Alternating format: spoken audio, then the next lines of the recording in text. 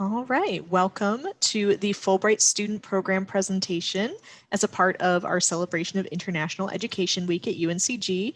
Glad to see you all here. Seems this is a very popular session. Glad to see that. So I wanted to go ahead and get started in the interest of time. We are at 11:02.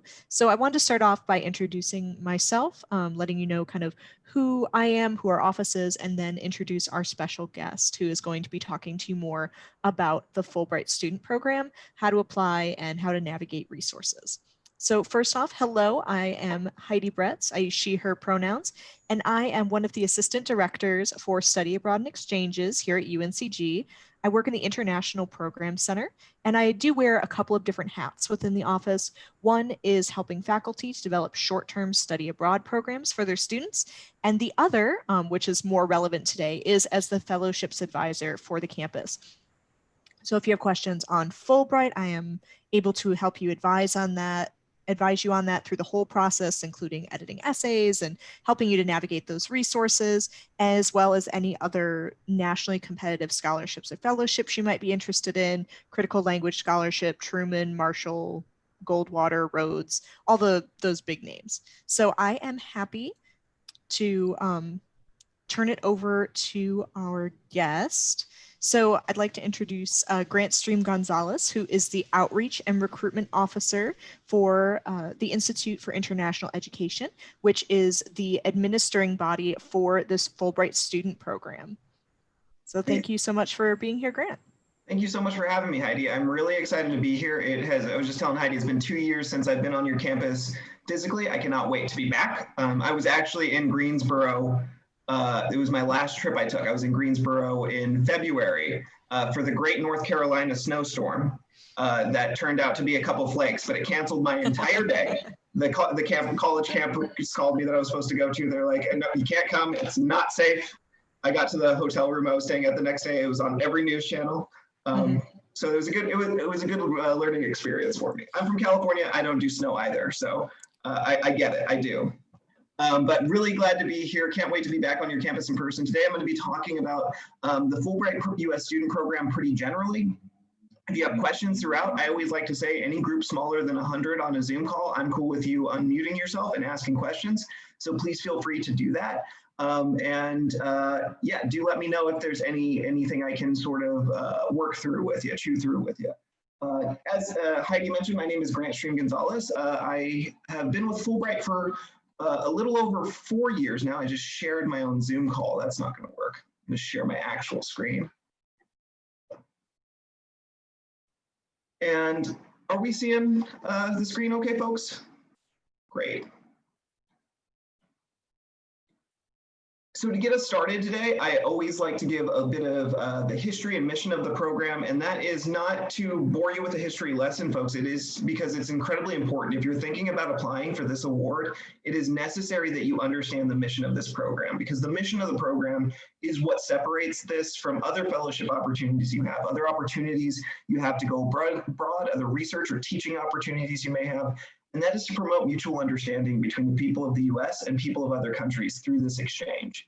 We'll see a little bit later how you can do a number of things with this award. There are over 2,200 awards that we offer on an annual basis to do a few things: teach, research, earn a master's degree, or go towards graduate education. But regardless of what you're going abroad to do, you're going abroad to fulfill this mission, to be a citizen ambassador and share whatever your American experience might be with the people of another country, and truly learn from the people of that country what their experience is in their culture, in their country, and build these connections, build these bridges. And that mission is important because this is the flagship exchange program for the United States Department of State. It is sponsored by the U.S. Department of State's Bureau of Educational and Cultural Affairs, and it was created in Congress about 75 years ago. This is, in fact, our 75th year of Fulbright. In the U.S., it's administered by where I work, and that's the Institute of International Education. But also really important in understanding this program, if you're thinking about applying to it, to know that this is a binational program, right? Because this is sponsored by the Department of State, that each one of these awards is a binational agreement between the U.S. and that country, right? So when you're researching which award is going to be right for you, determining what it is you want to do and where it is you might want to go with a Fulbright, it's so important that you're thinking about the country specificity. You're thinking about what it is that country has laid out and reading the award descriptions for them quite carefully and being mindful and thoughtful about what has been laid out in the award description and what their eligibility requirements may be. Want to touch on diversity and inclusion as well. It is a cornerstone of the Fulbright program, and it is particularly important because, you know, a lot of folks are committed to diversity and inclusion. We certainly are. This is a federally funded program. So we are open to folks of race, color, national origin, sex, religion, geographic location, sexual orientation, gender identity, the list goes on. Diversity is a very big word for us. And it's so important because we cannot fulfill the mission I just discussed without sending abroad a cohort that is as diverse as the US itself, right? We are looking for different American experiences to share with the rest of the world, that there is no one typical American experience, that we don't, you know, all come from California or New York, right? That, you know, we don't all look the same, speak the same way, have the same backgrounds, socioeconomic statuses, that, you know, North Carolina, Greensboro is not California or New York, and you may have different experiences and American experiences because of the place you're from. And the experiences that you've had. So just really want to highlight that and let you know that that's an aspect of the application itself, you know, telling your story, giving us some authenticity about who you are as an individual. We think if you can put that into an application for us, then you can share that with the rest of the world. And that's certainly what we're looking to do with the Fulbright program. Let's see, go back to that guy. A little bit about eligibility requirement, just to make sure everybody is in fact on the right call. What we're talking about today is the Fulbright U.S. student program. And this is the program that is available for U.S. citizens to go to different countries. We bring more folks from other countries into the U.S. than we send abroad, in fact. But for this program, you do have to be a U.S. citizen by the application deadline. You need a bachelor's degree or equivalent by the time your grant starts. So the earliest one can apply for this grant is the fall of their senior or their final year of their undergraduate studies. That or equivalent typically applies to our creative and performing artists who have equivalent training that could be equated to a bachelor's degree in their field of dance, painting, music, and such. But typically for our creative and performing artists. All the way up until you earn a PhD is when you remain eligible. So there's a really wide range of life that you can apply for a Fulbright U.S. student grant. So bachelor's degree through a PhD. And our line in the sand is in fact a PhD. There are other terminal degrees that you can earn and still be eligible for the Fulbright U.S. student grant. But if you have that PhD, if you have a terminal degree and a wealth of experience, you might be interested in looking into the Fulbright U.S. Scholar Program, which is typically for faculty, more established professionals. But today we'll talk about the student side of things. Grant, if I could, sorry, if I could interrupt for just a second. I was going to say that we did actually have the pleasure of hosting another of your IIE colleagues yesterday for a Fulbright Scholar presentation, and we did record that session and we will be sharing it. So if you are a faculty member on this call, feel free to stay to learn how you can better advise your students or promote this opportunity to your classes. But if you are interested in the Fulbright Scholar Program, just send me an email and I can share that information with you.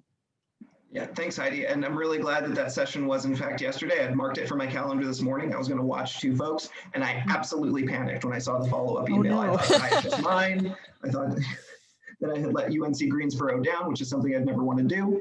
So the last point I wanted to hit on this one is the country-specific requirements. We already talked about those, but they are so important. Different eligibility, different preferences on who they're looking for from a grantee.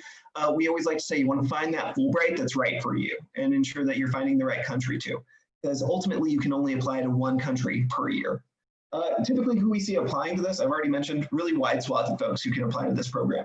Graduating seniors, recent graduates, graduate students who are in a master's degree, between bachelor's and a master's, on their PhD study between those places, early career professionals, certainly including our creative and performing artists. If any of you are out there on this call, creative and performing artists, we love sending you abroad. It's one of the best ways we can fulfill the mission of this program is through art, through music, through dance, through performance. But those are just some of the most common groups we see. What I really want to hit home here is, again, that it's a wide range of folk who can apply. What we want to see is that you're applying and putting forward an application that makes sense at the stage in the career that you're at the time, right? If you're just coming out of undergrad, we're not necessarily expecting you to put together a PhD level, dissertation level project forward. If you are at that PhD level, we'd like to see that this is going towards something that will lead to the next step in your academic or professional trajectory. And that's going to be true of any stage in life. We really want to see how this is leading through your trajectory. Any questions about eligibility, about Fulbright in general, the mission so far? So I want to talk a little bit about what hey Grant, sorry, I do have one question from the chat. When you say PhD, are you saying that you cannot be a PhD student when you apply, or you cannot actually have a PhD that you have been awarded by your institution? Yeah, you cannot have your PhD conferred by the application deadline, right? So if you so this year our application deadline actually just passed. It was on October 13th, right? If you got your PhD on October 14th, you would still be eligible for the Fulbright U.S. student program. The eligibility line is that you can't have it before the application deadline. So a lot of our open study researchers, which is one of the ways you can engage with this program, are in fact PhD students doing a portion of their dissertation research, a portion of their studies abroad for an academic year. Other questions just now? Okay. On the screen right now, what I got is the two major buckets in terms of what you can do on a Fulbright. Fulbright is a really broad and dynamic program. So this is a bit of an oversimplification of the sort of things you can do on a Fulbright. And with 140 different countries participating in this program, it takes a little bit of sifting through the opportunities to find all the ones that are available. But broadly speaking, these are the two major things you can do.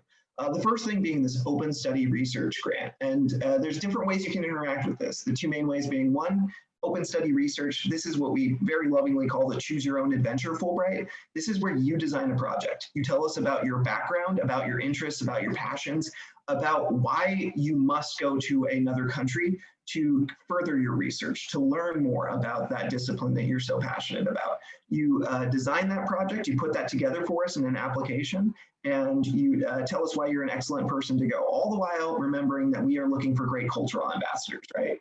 Looking for great people who are going to fulfill that mission. So that's independent research. You are designing that project. The other way is study. And this can happen in one of two ways. We have these partnership awards paired with specific universities abroad, and you'll see that on our website that it's listed, the University of Birmingham Award, right? And so you're applying to go to that, to the UK to earn a master's degree at that institution. But some countries are open to graduate degree study where you identify the program. You say, I want to go to Denmark and I want to go to the specific program at the University of Copenhagen. It's the only one in the world quite like it. I must go to this because I am particularly geeky about this one topic, and I want to go to the University of Copenhagen. And you design sort of similarly to an independent research project. You say, my project is in fact graduate study, and you put that together in an application for us. The final one under this category is the arts project. And this is for our creative and performing artists who want to go abroad to practice their art form, right? To hone their skill, to learn from the culture of that country about their particular writing style, about their music, their dance performance, their painting, right? So any questions about that, please do throw those at me. All of these are going to be for 8 to 10 months in these countries because it's going to be based on the academic year of the host country that you're applying to, right? We don't typically have any awards that are much shorter than that. We have a very small handful, usually for PhD students that may go down to 6 months. Folks, we have one English teaching assistantship that is shorter than that. It's 4 months. It's to Nook, Greenland, because winter in Greenland is hard. And it's not something that we're necessarily going to ask you to do. But that's the only one I know of on the English teaching assistantship that's shorter. I want to backtrack just a little bit because I know that I speak quickly and sometimes I say things before I realize. I say geeky about a passion and subject in the most loving way. So please just understand that.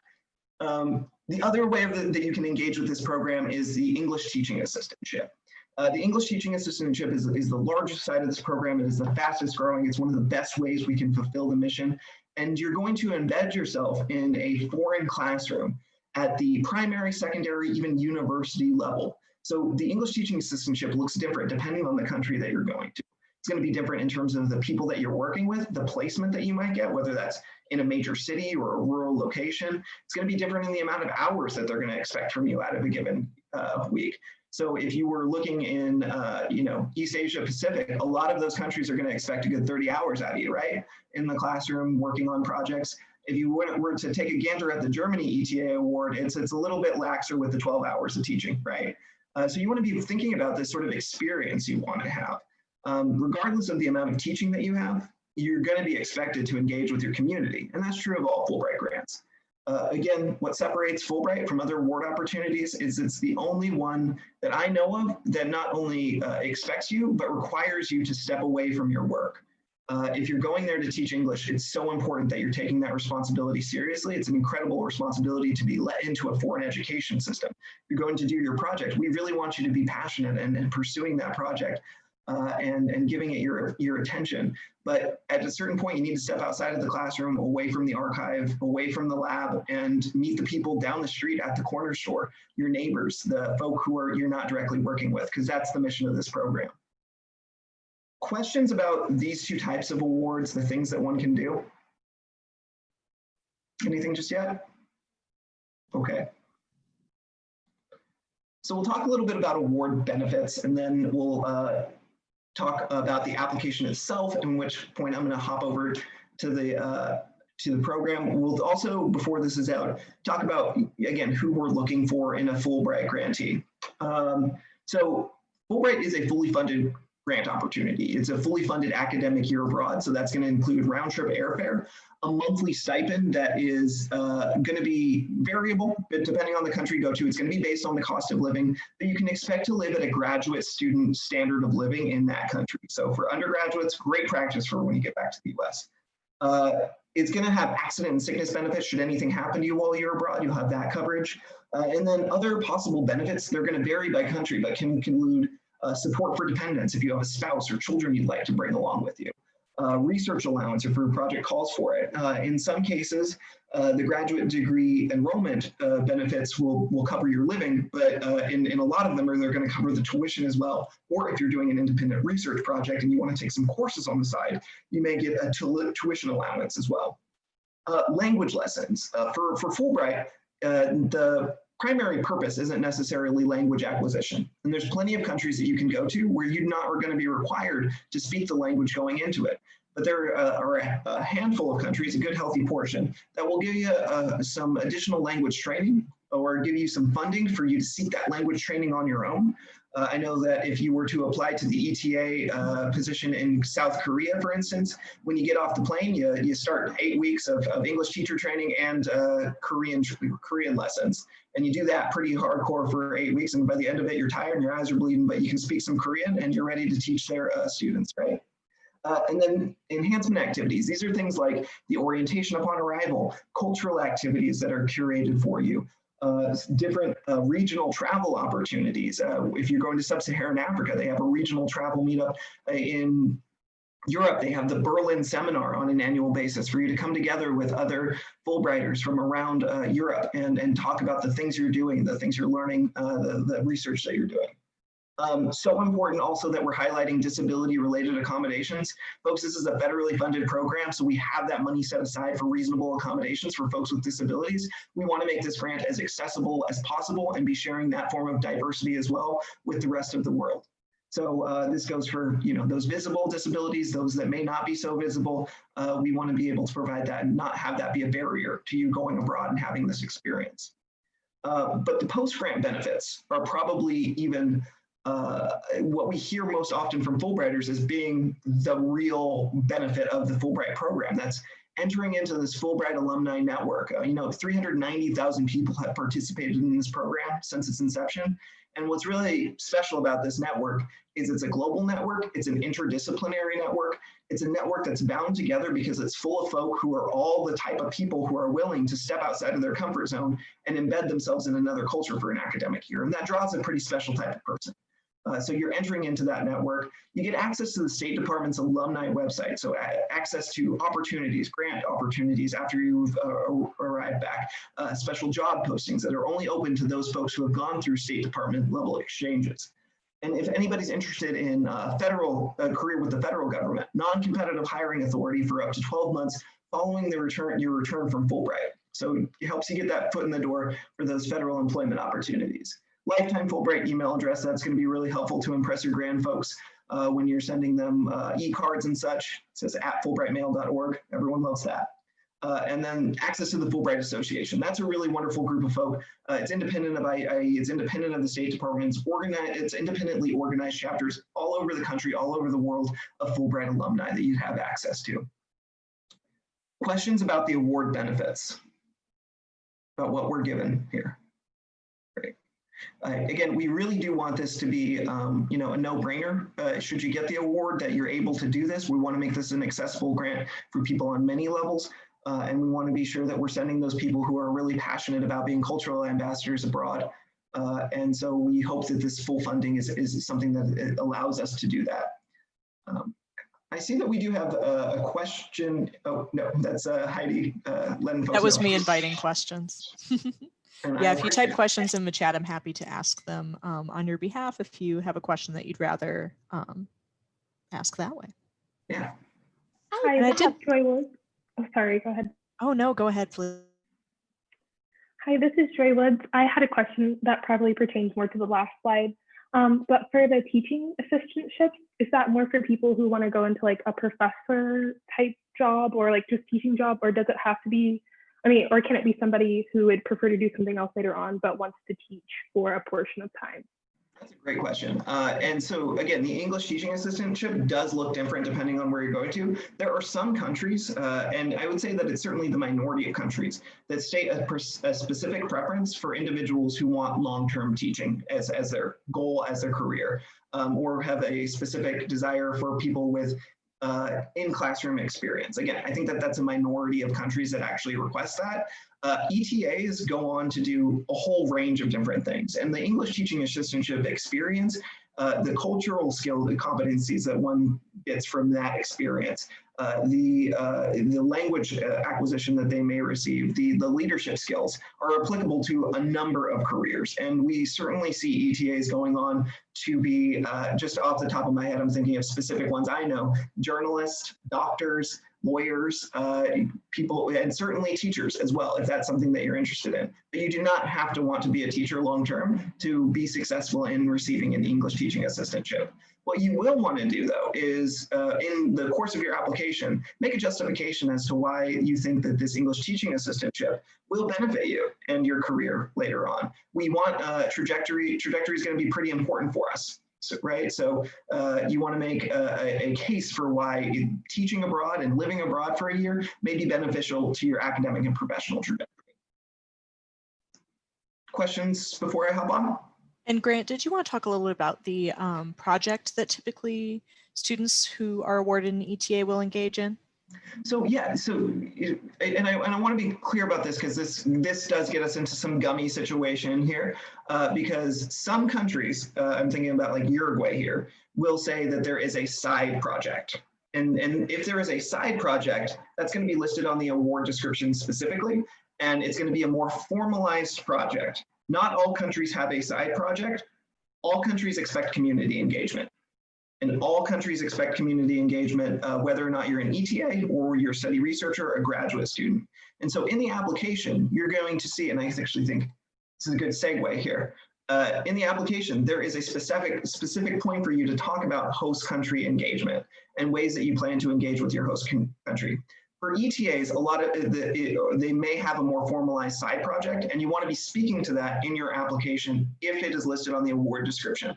And that side project may be more formalized engagement with a community organization. It may be independent research that you're doing on your own, taking some classes, and it's going to be listed on the award description specifically what they're going to expect from you and how you should address in your application. But all applicants will have a section of their application in the short answer questions that talks about host country engagement. And that's one of the first 3 short answer questions that you're going to be given in the application. And always really important for you to know that these short answer questions chronologically are going to be the first thing that reviewers see when they read your application. It's also going to, and so we want you to be thoughtful about filling these out and giving them time. Your application will be reviewed holistically. The first thing is going to be an abstract of your statement of grant purpose, and I can't stress enough that it is so important that you're not copy pasting your first paragraph from your statement of grant purpose into that section. You want to be really thoughtful about the ways that you're using your space, because it is not a terribly long application, actually. I think one of the challenges is that it's quite short, and we expect a lot out of the limited space we give you. The next one is going to be a host country engagement that we talked about a little bit. One thing I always like to highlight with host country engagement is that there is this sense that when we say host country engagement, some people sort of gravitate towards this idea that we mean volunteerism with host country engagement. And if that's something you do here in the US, absolutely, you can propose to do that in the host country. If you are someone who's involved with, you build houses on weekends for folks, you volunteer at a food bank, and that's something you're passionate about, certainly feel free to put that in an application. But that's not necessarily what we're looking for. And if it's not something you do in the US, kind of going to wonder where that came from in the host country engagement. We want to see the ways that you plan to engage with the people in your community, right? And the ways that you think that you might be successful doing that. And that may be you, if you're a dancer here, right? You join a dance club there. If you are a really avid cyclist or runner, or you enjoy playing some sport, maybe you join some intramurals, you join a running club in that host country. You engage with community similarly in ways to the ways that you do here, or in ways that interest you about that culture, and for you to learn new ways to engage with community. But I say this in a really wonderful and loving way about this organization, because I have nothing but good things to say about the Peace Corps, but Fulbright's not the Peace Corps, right? Fulbright is not, a development program or anything like that. It's an exchange program. So we expect you to get just as much out of going to these cultures as you are bringing to that table. Future plans, really important. And specifically, this is going to say future plans upon return to the US. And so for future plans upon return to the US, it's going to be, again, about your trajectory. What is this leading to? And maybe you don't have that pinned down or written down yet, but we just want to see that you're able to sort of articulate, again, how this might lead to something else. And we're not going to check up on you necessarily when you get back to the US. There's not going to be a book report or anything after. And 5 years down the road, you said you were going to be a doctor, and you're not a doctor yet. What's the deal with that? But we want to be see that you're demonstrating that you're thinking about how this fits into your trajectory. So the backbone of your application is going to be these two essays. The first one is the statement of grant purpose. This is very much the who, what, where, when, why of your project. For study research, that's going to be 2 pages, folks. For English teaching assistantships, just 1 page. Again, not a terribly long essay on either account. So you want to be going through multiple drafts of this, working with Heidi to ensure that you're putting together the application that's going to demonstrate your desire to do this project and your ability to do it, your background that shows that you're able to do that. The personal statement is a chance for you to introduce yourself to the review committee on a personal level. And this is a really great place for you to talk about that slice of America that you come from, your motivations for going after a Fulbright grant, and really the style is going to be up to you in terms of the content of that. Authenticity is great here, folks. Really want to see you being authentic and, again, telling your story. In terms of reports and references, foreign language evaluation form is going to be necessary for those countries that do require foreign language. I can tell you anywhere in the Spanish-speaking world, they're going to require at least intermediate Spanish, because it's commonly taught here in the US. For some other languages, we're not necessarily going to expect you to speak Azerbaijani off the top of your head. You might not have had that resource at your institution or in the US, right? You want to go to Indonesia? Do you have Azerbaijani? No, I was just going to say, if you are interested in learning Azerbaijani or Indonesian, please consider the Critical Language Scholarship as well. Please consider the Critical Language Scholarship. I'm actually shameless self about a language, but like I'm glad you don't, because that would have been embarrassing. No, I would be very impressed. We do have a few Azerbaijani faculty, though. Oh, that's fantastic. Mm-hmm. So a lot of these countries are going to say required, and that means that you must have this foreign language evaluation form where you sit down with a professor of that language, or for less commonly taught language, a college-educated person who's not related to you and a native speaker of that language, and they evaluate you through conversation, through a bit of writing, a bit of reading on your language skills. But I also want people to be very mindful of the fact that so many countries don't necessarily require a language. Do not limit yourself when you're looking through these opportunities, because you might even be surprised by some of the countries that don't require a language for you to go. 3 letters of reference, we'd love at least some of those to come from your faculty at UNCG, but really they should be individuals who can best speak to your ability to complete the project that you're proposing to do, right? So if that's teaching English, someone who can speak to you the skills that might be relevant to that experience. If you're doing an independent research project, someone who has supervised you doing research, taught you in a class that is relevant to the research that you're doing would be really great individuals to write that. Not necessarily a time to name drop if they can't speak to the ability of you to do the project you're proposing to do.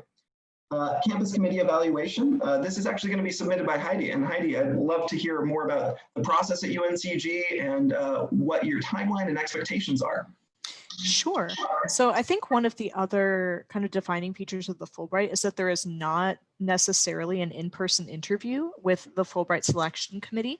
And so you don't have that opportunity with the Fulbright committee itself to introduce yourself and to have an actual conversation. So what we do instead is we have a campus committee that we form made of faculty who are familiar with the Fulbright, who may have expertise in the area you're applying, either regionally or academically. And we actually invite you to come in for an interview. It's about half an hour with myself and 2 to 3 other faculty. This year we did it virtually and it ended up working out really well. So I think we'll continue to do that in the future.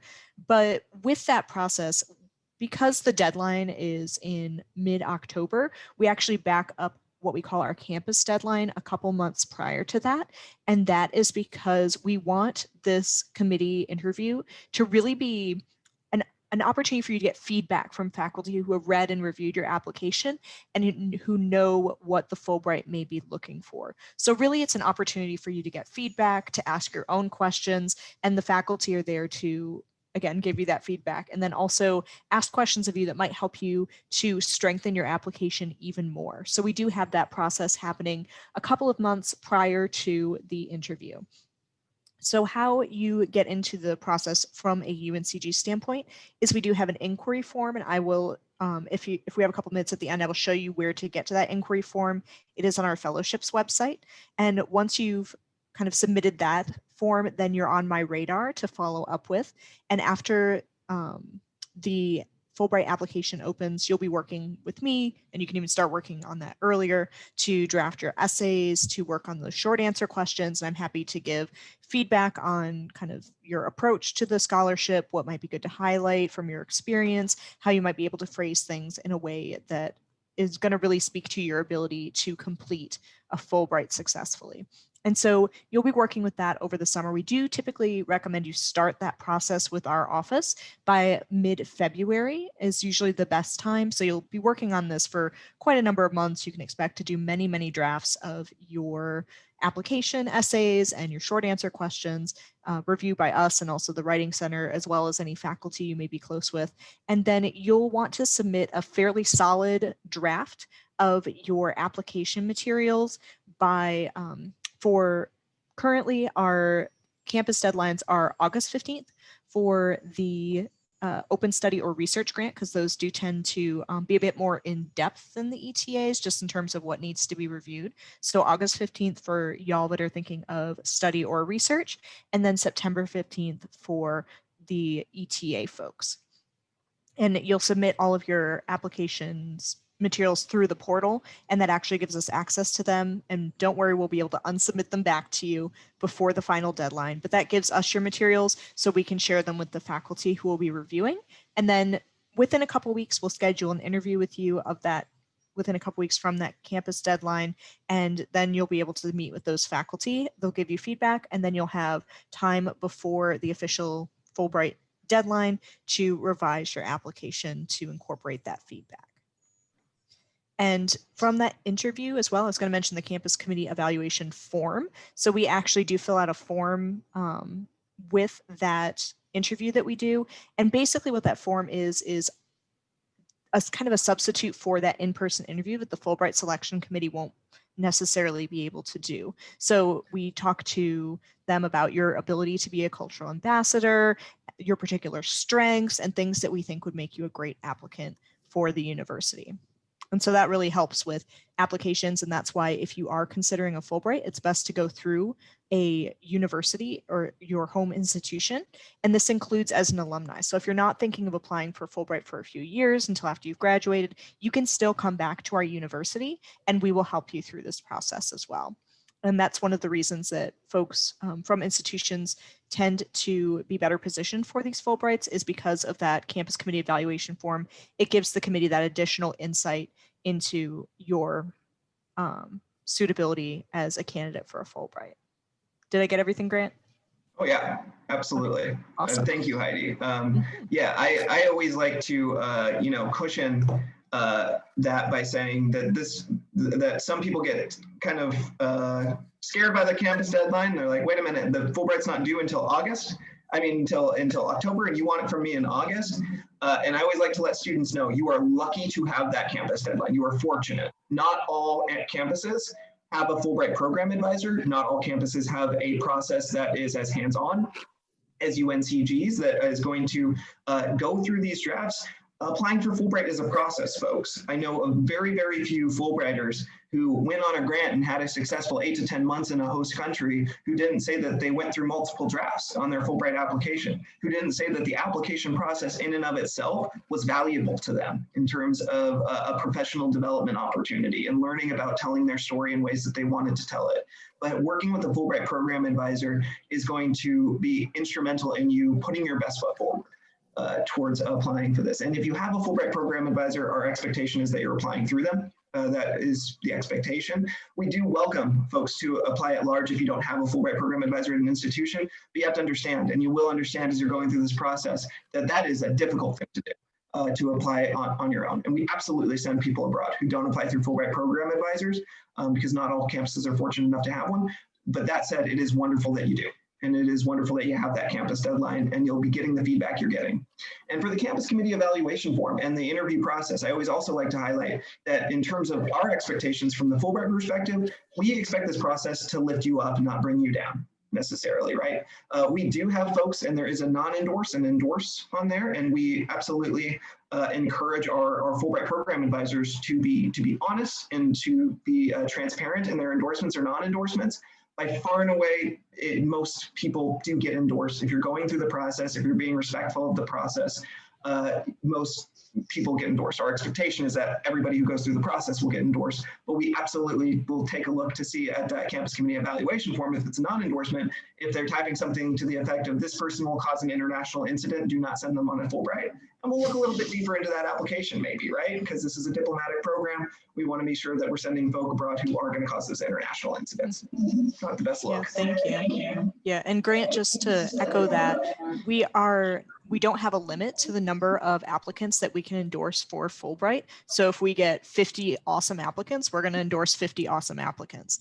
And so really, again, our goal here is not to count you out of the process, not to knock you down, not to dissuade you. What we really want to do is to help you really hone your application and really be able to articulate your goals for applying for a Fulbright.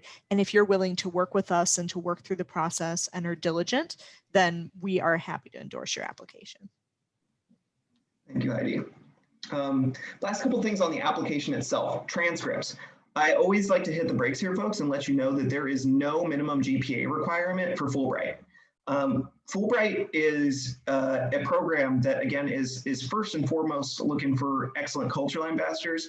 I'm going to show you what the evaluation criteria are in just a moment. This is going to be the very next slide. I promise I'm getting there, folks. But I want you to know that all of these application components will be read by the review committees, and your application component will be reviewed holistically. And many people who apply to Fulbrights, yeah, they absolutely have stellar GPAs. But some of our most successful Fulbrighters have demonstrated excellence in different ways and have articulated through their application the circumstances that may have led to a more modest GPA, and can demonstrate that maybe they were involved in a lot of leadership activities. Maybe they were working full-time while they were going to school.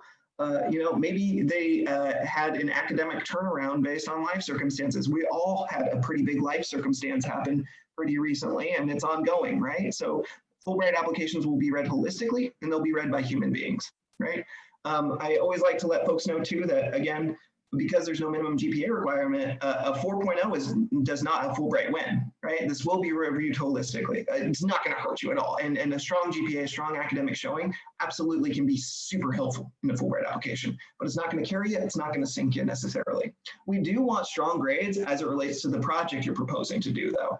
And that is one way that the reviewers will be looking. So if you're proposing to go to, to Mexico to study on the coast of Mexico fish science, but you have terrible grades in biology and fish science, and it says that on your transcript, probably not going to be putting together a very strong application to be a fish scientist in Mexico.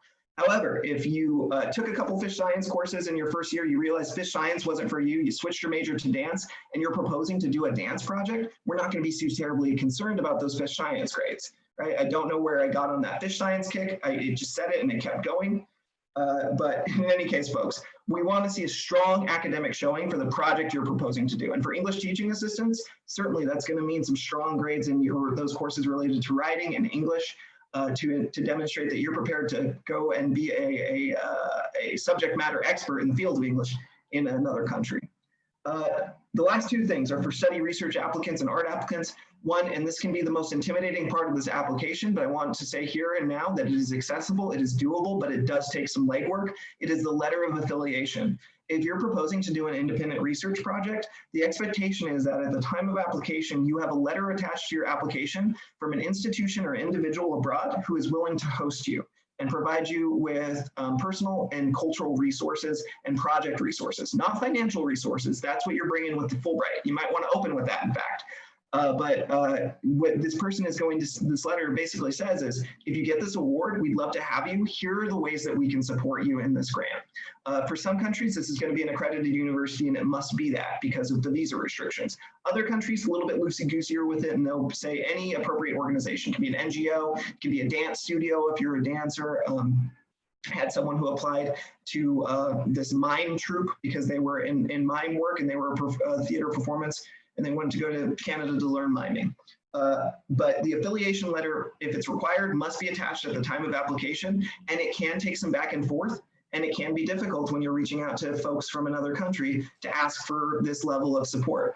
One of the reasons why it's so important that you're starting early, one of the reasons why I think that having the deadline just passed 13 days ago or 16 days ago is a great time to start now. It's a great time to think about this next application cycle. You folks are well positioned to apply in this next cycle by thinking about this now.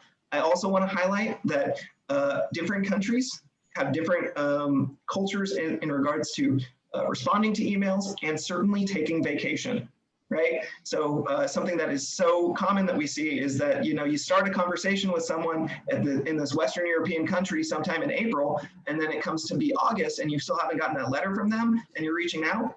Turns out they're gone on a month-long vacation, and they take vacation a lot more seriously than we do here, folks, right? And there's nothing we're going to be able to do if you're not going to get that letter in. So take some time, give your affiliate time. This is doable, it's accessible, it can be scary. We have a whole webinar on someone who had no affiliation letter at the time that they started and the ways that they got it, as well as guidance from an FPA on that. Supplementary materials. Sorry, I was going to say about the affiliation letter, is that UNCG does have an extensive network of university partners that we work with from around the world. I think it's over 100 now. So if you would like us to make an introduction to a partner or to direct you to resources in the country in which you're trying to apply for your Fulbright, let us know, and we're happy to facilitate that introduction as well. And I know, can you also verify that for the study applications, how that affiliation letter works for those applying to grad programs? That might be your next. Oh no, I'm glad you brought it up because I would have glazed right on by that. And then because I got confused on that on my my first time advising, but thankfully got some clarification from y'all. So this is going to be one of those points where it's going to be really important for you to be reading the award description and affiliations in general. You want to make sure that you're getting an affiliation from someone who's going to be appropriate for that award because it will vary by country. And for graduate degree enrollment, the broad overarching rule is that your letter of affiliation is your acceptance letter into that institution, which you may not have at the time of application because the enrollment timeline is different than the Fulbright application timeline. But in order for you to win your grant, your funding is going to be contingent on acceptance into the institution that you're applying for. That's the one thing that we will attach to the semifinalist stage. If you get your acceptance after the fact, you can send that down into us. For some countries, for graduate degree enrollment, you will still need a separate letter of affiliation at the time of application. Most of the time, it's going to be that letter of acceptance. You can turn in your application without that letter of affiliation, and that's going to be fine. But read the award description, folks, because I don't want you to get discounted for that reason. Right? I have a few questions, if I could. Yes, Karen, what can I do for you? Okay, I'll ask some questions, and then you might be covering them as you go through. So I just want to put them out there, and then as it works out. So the first that I was thinking about is the timeline. So February, let's see, 2021. I'm just trying to think through. So then October 2021 is the application time, and then what? So is it a few months before you're aware of your application, or is it a shorter time period? And then the other that I was wanting to ask, because it was really exciting to hear about the affiliations that UNCG has. And if there's a way, maybe this is something that Heidi provides to us through just pointing us to a resource that's not on the website, but a list of countries or those accredited institutions, just to start the search at that point. Thank you. Sure. So your first question was about turning in the application and what the timeline looks like after that and when you're applying for. So this operates on an academic calendar year, and I have the timeline pulled up here for you. So April is when this next competition is going to launch. That's when we'll refresh all of the awards. By and large, a lot of the awards are going to remain the same, so you can absolutely look now and start thinking and preparing now. They may change. You want to check in April just to make sure your award is still there and that the requirements haven't changed. You would be working on it, meeting that campus deadline in August, and then in early October, it's going to have an application deadline due. You turn it in October, and then through November and December, where we're at now, we go into the national screening committees. That's the first level of review by the U.S. in the U.S. here, by a panel of reviewers who are familiar with the world region you've applied to. You will get a recommendation or a non-recommendation at that stage, and if you will get notified about whether or not you're a semifinalist. All semifinalists will go to the host country, and they're going to be the ones that determine who they invite to their country on a Fulbright from that pool of semifinalists. In terms of when you'll find out, you'll see here that it says anywhere between March and June. By and large, we get most of our notifications out. We're very proud of the fact that we get them out by April 15th, which is a pretty quick turnaround for us. This year, we had 93% of our applicants notified by April 15th. Which was brought down by about 5 percentage points. We did 98% in the previous year. It was a tough year in April to get those in, but nevertheless, we want to notify you by April 15th so that we know you're applying to other things, right? We want you to be able to make an informed decision and hopefully choose Fulbright. The May, the June notifications, that's typically if you're named an alternate or if there's any sort of holdup in the country, but it's not come. So April 15th is when you can expect, maybe even earlier.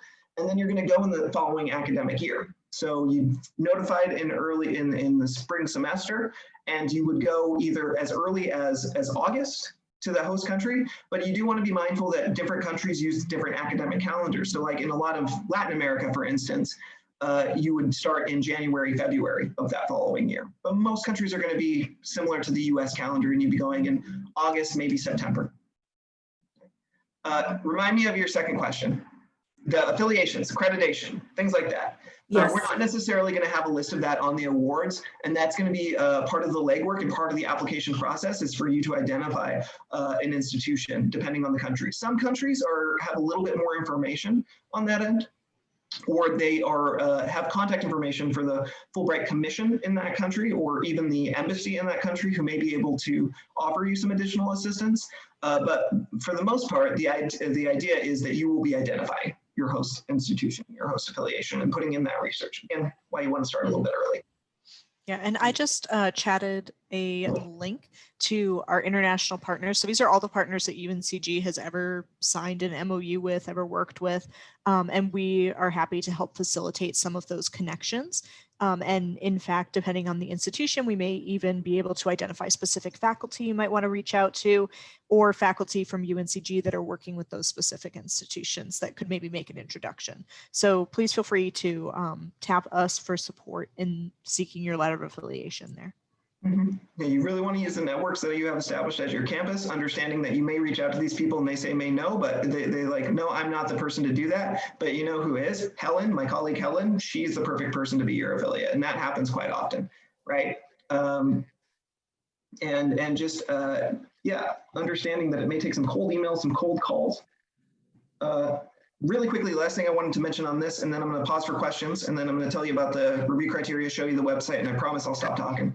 But the supplementary materials, this is just for artists, folks. This is just for people who are putting forward a project that's saying, I am going to this country specifically to dance. I want to be very clear that if you're going there to study a certain type of dance form from an academic perspective, then you're a study research applicant. You're not a performing arts applicant. And we don't need, or we won't accept this portfolio of work from you. But if you are saying that I am a writer, I am a creative writer, I am going there to work on a novel, I must experience this country, and I'm going to be working with a specific person in this country to further my novel, we need to see some writing samples from you, right? If you're saying, I want to go to Italy to perform opera, not enough that you sing in the showers, goodness knows I do too. We need to have some actual portfolio from you that demonstrates you're able to hit those notes that you claim you can, right? So that's the supplementary materials portion. Questions about the application materials in general, the application process. Okay. I'm going to pause for questions at the end. And again, I know I'm coming up on time here, folks. I do go on. I want to be thoughtful and mindful of your folks' time, but I'm going to stay on for questions just as long as are necessary, and I'll give my contact information as well. The last thing I want to show you is just the factors in selection, and I want to just want folks to understand that some of the factors in selection that are really important for us to know is that, one, there is no one way to win a Fulbright necessarily. You know, Fulbright applications and successful Fulbright applications are as unique as the individuals that apply for them, and that Fulbright is looking for things outside of, we certainly want academic and professional excellence. We have that. One of my favorite quotes is from a Fulbright program advisor at George Mason University, who said, excellence is idiosyncratic, right? So we are looking for excellence of all types, but these are the ways that people will be reading your application. We are looking for quality and feasibility of proposal. For study research applicants and even for ETAs, I really want to highlight feasibility there, right? You are there for 8 to 10 months. It sounds longer on paper than it is in person as you're adjusting to a country. Make sure your timeline is feasible. Make sure it's feasible for where you are professionally and academically for you to complete. Make sure it's feasible culturally. Right? I see that so often in these selection meetings that people haven't been thoughtful about the culture that they're going into. They're saying, you know, I am going to parachute into the hills of Nepal and I'm going to interview people over the age of 80 without any of that language. And they haven't thought about who's going to be their translator. We're not necessarily going to provide you with a translator. It's not, that makes it not feasible, right? You don't have the language skills. They haven't thought about whether it's culturally appropriate for them to interview people over the age of 80 in that country. They haven't done that research. And the reviewers who are familiar with Nepal, and I don't actually know this about Nepal, but they say that that's not something that they're going to be able to do. That's not culturally appropriate. And they haven't done their research into that. That's not feasible. And then finally, they haven't talked about the feasibility of paying for the parachute. Right? So just want to make sure that every aspect of this is feasible, that you're being thoughtful about that, and you're writing that into your application because it's so important. If you can't do that project, we're not going to send you there to do it. If you're not writing an application that we see is going to be successful, it's not going to be doable. Quality is also important. Your academic and professional record, Fulbright is not necessarily a time for you to do a pivot point or a trajectory shift in your academic or professional trajectory. We really want to see the background that you have lining up with the project that you're proposing to do and where it's going next. So do line that up. Personal qualifications. These are so important as well, and they can be difficult for you to demonstrate in an application, but reviewers will be looking for them. These are things like adaptability, cultural sensitivity, the things that are going to make you successful on the ground in a different country. I don't care where it is you're applying to go. For those who have been abroad before, for those who haven't been abroad, going abroad can be challenging. There are challenges along the way. It doesn't matter if you're going to Montreal or if you're going to Indonesia. There are going to be some challenges, some differences in culture, some growing pains, right? And we want to find people who are going to meet those challenges and overcome them and excel with them. So personal qualifications are going to be important. These are those cultural ambassador skills that we're really looking for. Language preparation, if it's necessary, even if it's not required, it may be really great to demonstrate that you're interested in picking it up. You know, cultural exchange works better if you can talk to folks. Preferences established by the Fulbright Foreign Scholarship Board. Those are the bylaws of the program. You're welcome to look those up online, but I would stick to the eligibility criteria and the award descriptions. Those get a little granular, but they are available. That's the presidentially appointed board that administers the bylaws of this program. The extent to which the candidate and project will advance the Fulbright goals. Again, that's promoting mutual understanding between the people of the US and people of other countries. And it is so important. I always like to say you can put a Nobel Prize winning project in front of us, and the professors reviewing these applications may be able to identify this. They can say, this project is going to win the Nobel Prize. This is groundbreaking. This is amazing. But if you don't have this Fulbright goal, this Fulbright mission in there, you can very respectfully go win your Nobel Prize somewhere else. And I'm sure you'll get funding for it. But the mission of this program, the reason this continues to get funded is because of that mission of promoting mutual understanding. Requirements of individual countries, don't break your heart, folks. Do read those requirements carefully. Ensure that you're applying to the right country for you. It is absolutely heartbreaking when people don't notice an eligibility requirement that may make them ineligible for a certain country. And then desirability of achieving diversity. Again, big word for us, folks, but don't shy away from your story. And also work with your Fulbright program advisor. Work with Heidi to figure out what story you want to tell, right? You have multiple stories to tell. And you may go through multiple versions of your story before you're done with this application.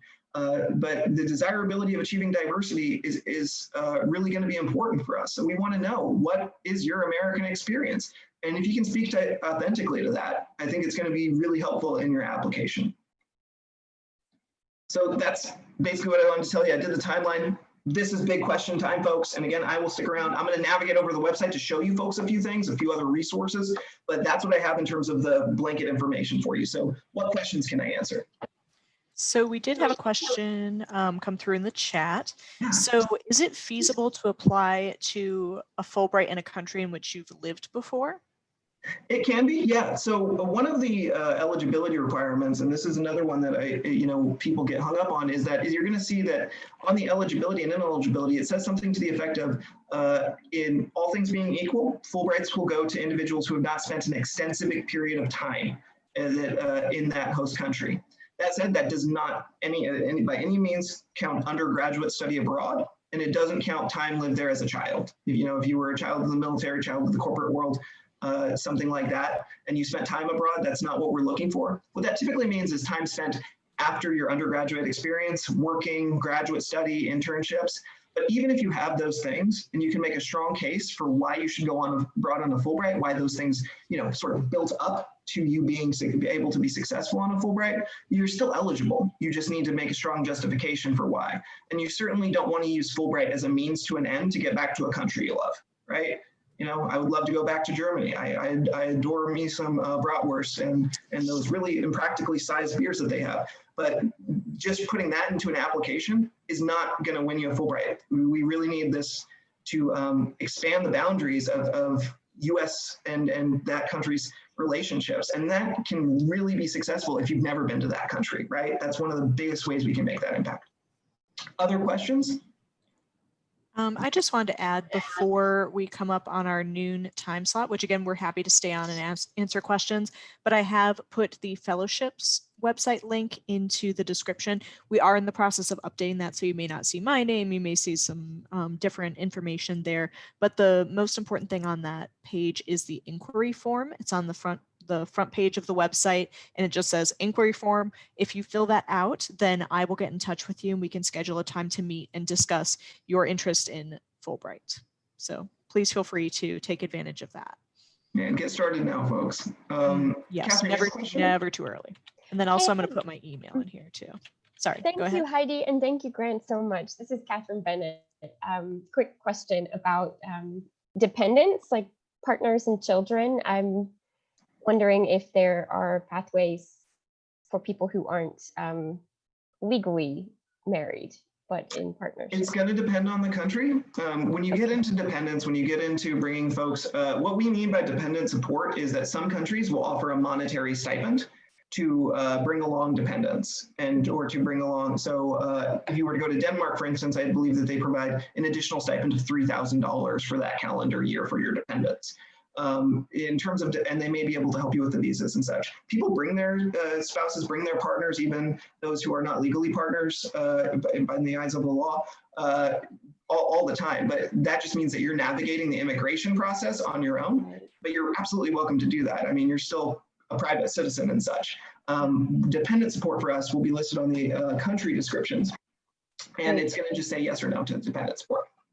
Thank you so much, Grant. And thank you, Heidi, for hosting. I unfortunately have to go for a new meeting, but this was wonderful. And I feel very informed and supported and equipped to pursue this process. I'm so glad. Yeah, do. I know Heidi's going to be a big support, but she knows she can contact us and me at any time. So congratulations on getting started. Heidi is the best. Have a great day, everybody. Stay safe in this awful North Carolina weather. Folks, any other questions just now? Melissa, I see you're unmuted. Actually, I think I just answered my own question. I've got it. Okay. Yeah, thank you though. This has been great. I'm actually excited about the process. Thank you. I'm glad. So please do type in a few more questions. And in about 60 seconds here, I want to show you some things on the website, folks, that I wouldn't want you to not know about. I do want you to be on us.fulbrightonline.org, and that is going to be the proper website for you. There's a lot of branches of the Fulbright program. People get lost every year. They submit the wrong application, nothing we can do. This is the website you want to be on. The alumni ambassadors, so helpful. You can reach out to these folks. This is a group of 20 select alumni who have graciously let us share their contact information. You can reach out about their experiences. You can talk to them about their countries, about their projects, or about their identities, right? You can talk to them about being a first-generation student. You can talk to them about being a queer student going abroad, what that might be like in a country where your identity may be culturally taboo or even illegal. Right, and the fact that you can still be successful in those countries. So the alumni ambassadors, wonderful, brilliant people. Please do reach out to them; they love it. And then our webinars. Our webinars are going to start again when the application opens, but we have all of them recorded, and there are some on there that I think are particularly helpful that we're going to keep that are evergreen. And these are some identity-based webinars and specific application component-based webinars. So if you're confused about community engagement, what we mean by that, we have 3 alumni ambassadors talking about what they did for community engagement. One was joining the gaucho culture in Brazil. Lindsay Lyles, she joined the cowgirl culture. Never ridden a horse before, but that's what she did for community engagement when she got there. Also, if you're a queer student, we had a panel for the LGBTQ plus community, right? Military connected students. We had those folks who were either veterans or active duty military. Lots of really great resources in our webinars, and I really suggest you read in and look into those.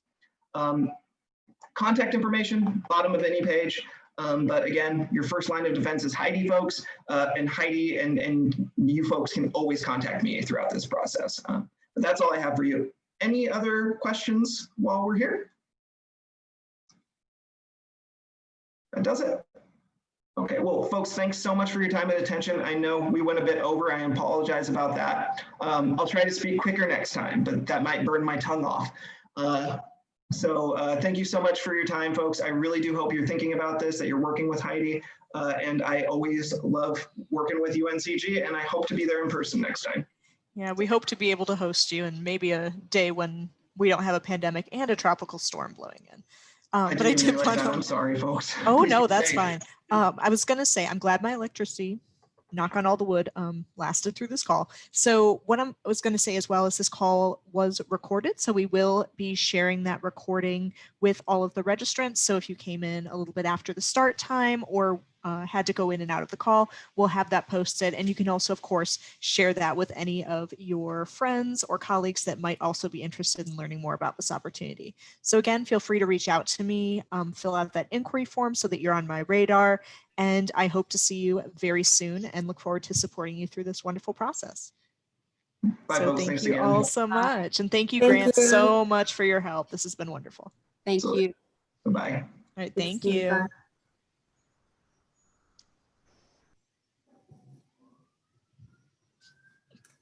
Bye. Bye. Did y'all have any questions or? All right.